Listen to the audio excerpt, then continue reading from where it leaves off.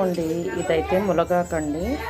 మునగాకుతో నేను ఏం చేయబోతున్నానంటే, ఇప్పుడు కొద్దిగా బాండి పెట్టి కాస్తంత ఆయిల్ వేసి, ఈటెక్కిన ఆయిల్లో కాస్తంత పోపు వేసి అటు ఇటుగా ఇలా కలిపేసుకుని దీంట్లో లేత మునగాకండి ఇలా వాష్ చేసి వాటర్ అంతా పిండేసి ఈ పోపులో వేసేయాలి.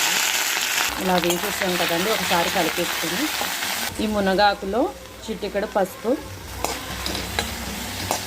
అర స్పూన్ కారం ఇలా కలిపేసేయాలండి మొత్తం.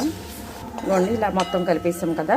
ఇదిగోండి నైట్ మినిగిన పెసరపప్పు టమాటో అండి, రాత్రి మిగిలింది కాస్త. దీన్ని ఇప్పుడు నేను ఈ మునగాకులో యాడ్ చేస్తాను.